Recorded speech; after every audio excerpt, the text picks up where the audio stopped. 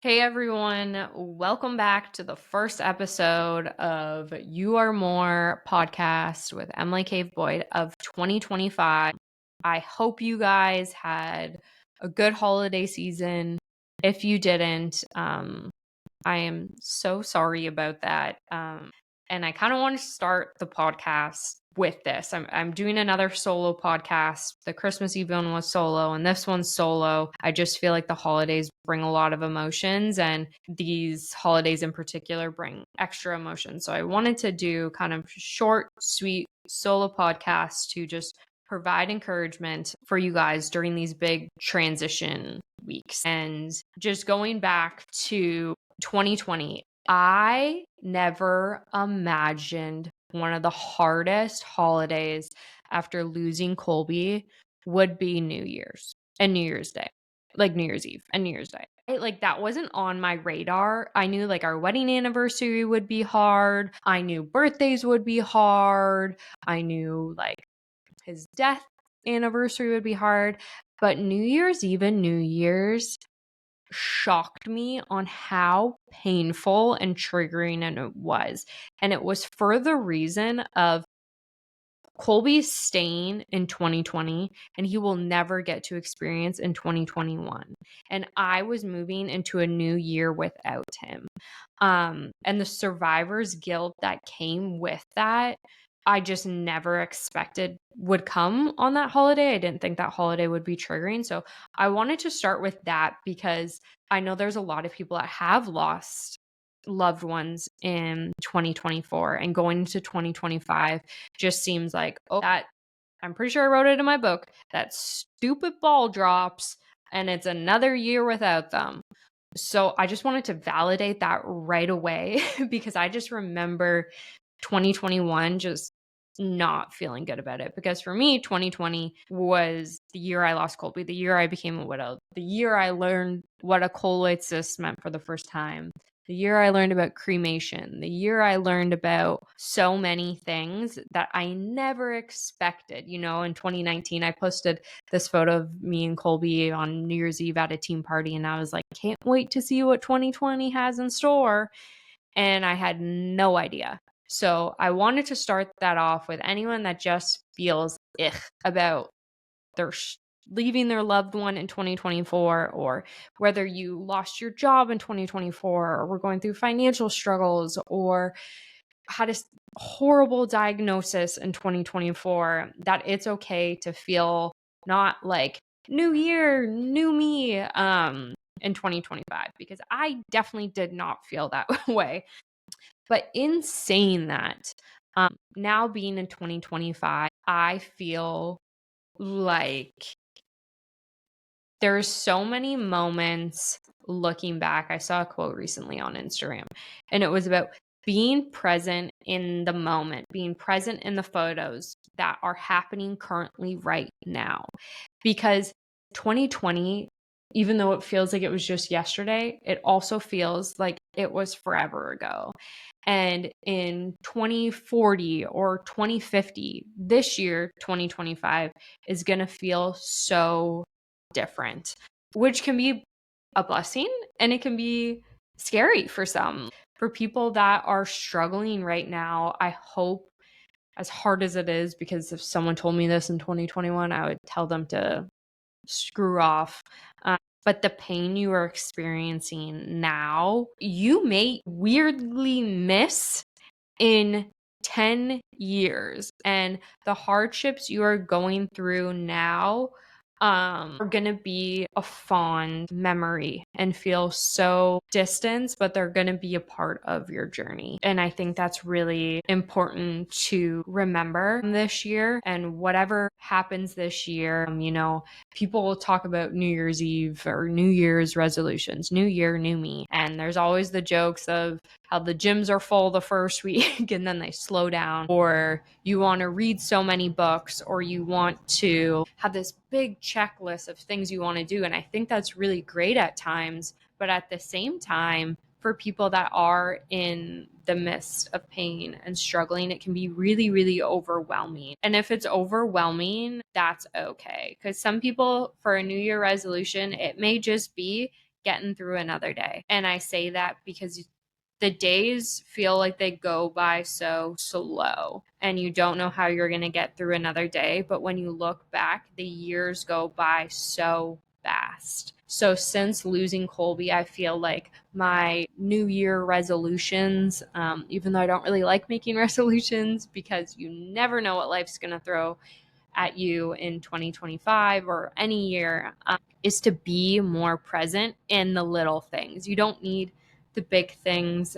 You don't need big resolutions, but to cherish everything that 2025 will bring.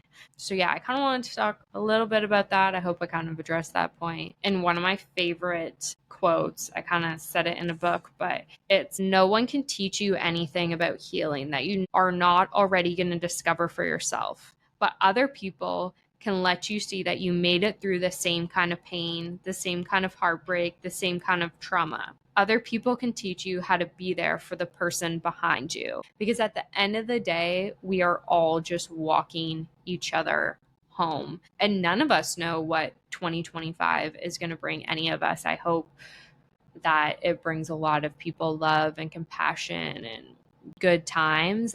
But there will also be hardships, and there will also be pain, and there will also be loss. And if you look at it, it can be really, really scary, and it can be heartbreaking, and it can be unbearable. But at the same time, it can also provide hope, because like I said, my outlook on life and the way I live my life from 2020, never would have imagined I would be on this podcast in 2025, be married, and where I am today. And I just hope that brings people hope in this new year. You don't need life changing big resolutions, or just take it one step at a time. So that's kind of my New Year's Eve advice. But in saying that, I am very excited for guests coming on the podcast in 2025.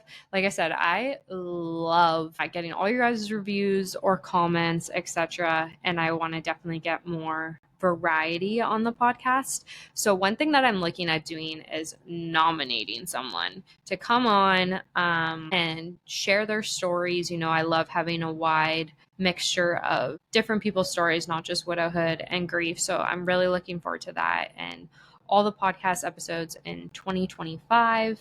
Looking at some of the questions you guys have sent me in some of the Q&As that I have done, one of the things that comes up is talking about what you can do to support loved ones, which I kind of addressed on the Christmas Eve episode. However, another one is about setting boundaries with loved ones to just kind of like protect yourself and you're grieving or whatever you may be going through. And I think that's something that I'm really going to be honest, focus on in 2025 too. I feel like the word boundaries always scared me when I originally heard it, because I felt like it was like pushing people away.